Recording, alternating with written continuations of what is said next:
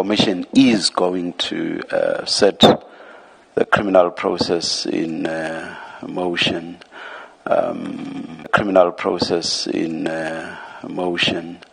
The Commission will direct the relevant functionary, and as you anticipated it, Mr. Premhid, that functionary will be Dr. Vuguza, sitting across there, who is the Commission Secretary, and for her to lay a criminal charge, not to make a recommendation, to lay a criminal charge against Mr. Karim. If the Commission were not to do that, it would itself not be taking its processes seriously. This is something that the Commission just has to do.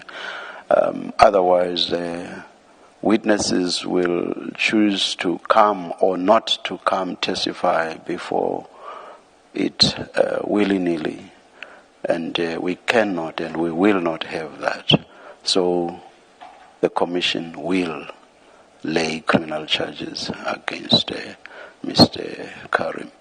Whether he has defenses to that, that's something for him to raise in that criminal process.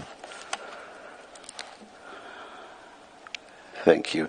I will not even say that this is what the sort of decision that one usually has in mind in the context of decisions that are taken and which are reviewable. But of course, I can never stop Mr. Karim taking us on review on this, but I would be very surprised if he were to do that. I'm just announcing what the Commission is minded to do. I have a note. I will do a trump on my colleagues. Both of them have sent me notes. The Madlang Commission has moved to lay criminal charges against controversial Northwest businessman Suleiman Karim after he failed to appear before the inquiry despite repeated postponements. Karim was expected to testify on Friday, 4 months after he allegedly suffered a heart attack and collapsed at a gym. However, with Karim again absent, Commission Chairperson Justice Mbuyiseni Madlanga instructed Secretary Dr. Nolita Vuguza to initiate the process of bringing charges against him.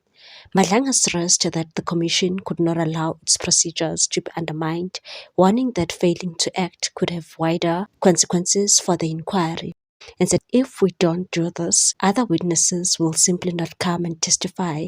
The chairperson also indicated that the Commission was unlikely to engage with Karim any further, raising the prospect that the businessman will not be given another opportunity to appear before the inquiry. Karim's testimony has been postponed 5 times since April, with his legal representatives repeatedly pointing to his medical condition as the reason for his absence. The repeated delays, however, have increasingly come under scrutiny.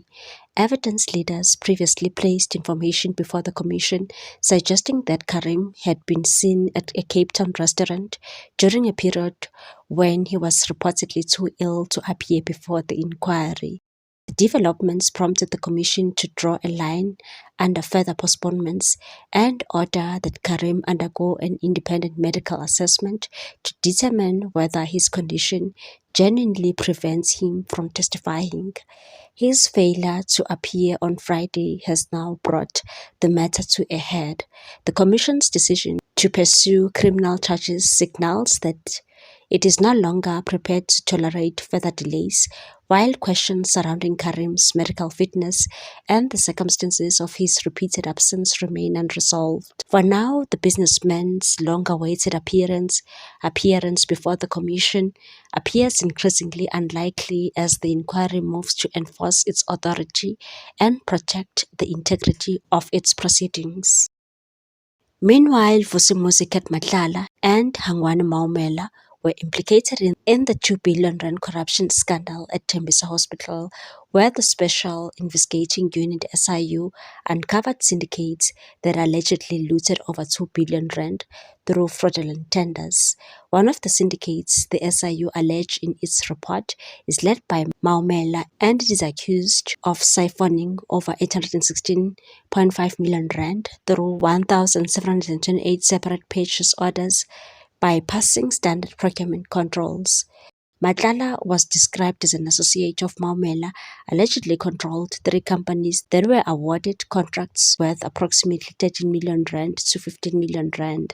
As part of Maumela's syndicate, the contracts were mostly under 500,000 rand, allowing the bypass of proper tender processes. In October 2025, the SIU raided Maumela's luxury mansion in Sandhurst and seized assets including luxury vehicles such as Lamborghinis. A preservation order was obtained for assets worth roughly 900 million rand linked to the syndicate. Matlala was arrested in May 2025 on unrelated charges, including attempted murder, conspiracy, and money laundering. The investigation, sparked by the 2021 revelations of slain whistleblower Babita Dekoren, found that initial 850 million rand flagged had ballooned to over 2 billion rand. Dekoren, a senior finance official at the Gauteng Department of Health, was assassinated in August 2021 after flagging suspicious payments. Karim testified that he funded Matlala's Medicare 24 company with 10 million rand and had a mining deal with Maumela. According to him, Matlala had approached him for financial help due to cash flows issues following a 360 million rand SAPS tender award in 2024. He said Matlala was evasive about repayment, but paid only 1.75 million rand by mid-March 2025. Matlala then asked him to pay 750,000 rand of that amount to Maumela, which he refused. He eventually agreed to pay 500,000 rand to Lataga Trading Enterprise, which is allegedly linked to Maumela's sister, after Maumela claimed control over the account. His evidence showed it was not his first payment to Lutaga. He had paid the company over 42 million rand between December 2023 and November 2024 through his company, Ziggy Investment. Additionally, he paid Lutaga over 3 million rand between August 2024 and March 2025 through his company Tamiz. In one of the suspicious transactions, Karim discussed a mining project with Maumela in 2023, agreeing to raise 50 million rand and 5 million rand in capital. Maumela raised 56 million rand, transferred it to Karim's Ziggy account, but later asked for a refund, citing issues with his house and losing 1 million rand monthly. Karim told the commission that Maumela requested 40 million rand of the money paid to Karim through Maumela's trust lawyers just hours after the money was deposited. Karim defended his business ties with both Matlala and Maumela, saying he believed funds from the pair passing through his business accounts were legitimate business transactions. He said his friendship with Maumela began in 2022 when he purchased a house from him through an estate agency. He said he knew Matlala because both of them are in the security sector. He said he did not know that both Matlala and Maumela were business associates, except after reading stuff about them in the media regarding the Tembisa Hospital tender scandal. What's your take on this one, people? Thanks for watching. Please subscribe for more news.